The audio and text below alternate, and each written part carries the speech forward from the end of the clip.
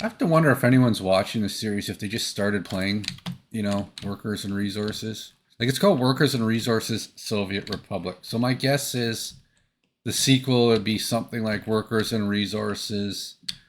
Um, you know, uh, you could go with Chinese something. I think you'd have to. I think China would be a logical sequel to it, and just don't forget the freeway builder. Just don't forget the road builder, because that objectively, China has a lot of freeways.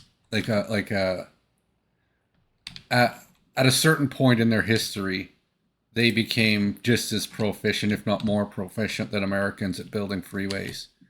So it would stand to reason there'd be better. Like this makes sense that this would be your freeway options in 1965 Soviet Republic, but I think for a sequel, um, Road Builder would be, if fans have any say, I don't know, comment too. If you're in the comments would like to see that too, mention it, right? Because I think that how are they going to know? I don't know if uh, one of the big challenges in this game here is um, it's like there's a lot of challenges to this realistic mode, but one of the an interesting setting they could consider for their expansion, right? For the next version, the one in China, of course, is market price setting in the simulation from impossible to easy. And what that would do is replicate the greediness of like private individuals who try to make money as middlemen. So the more capitalist it is or not. So what it would mean is when you do the pricing of goods, see here, if you sell things, I believe that's the sell price. But if you buy things, there's like a different price. Like I know with electricity, it seems to be like if you look here, right now we got it set to 0. But if we purchase electricity, we pay 68 cents. But if we sell it, we only get 62. So that could be a setting in the game, the margins, like the buy versus sell margin. And it could scale from impossible to easy, right? Where you could literally, in theory, be buying from one market and just selling directly to the other and maybe make money. And then it's just the only challenge is, the getting the good moved and the scale of it.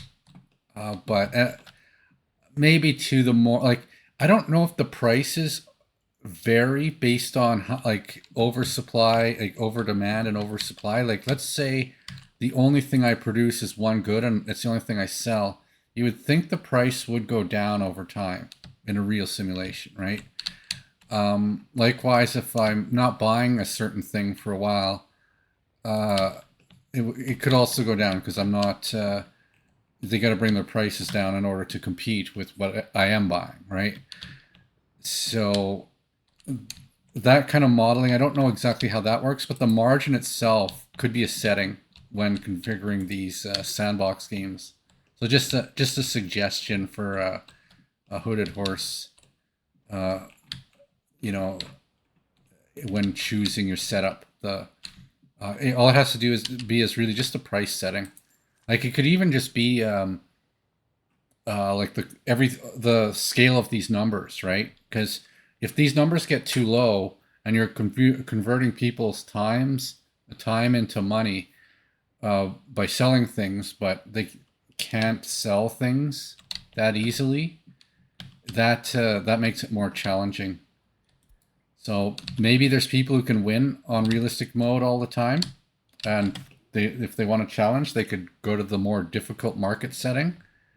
And those of us who are kind of new to the realistic mode, maybe start with easy, so that at least we can make some profit and not have a bunch of private businesses marking adding taking the money out of the system.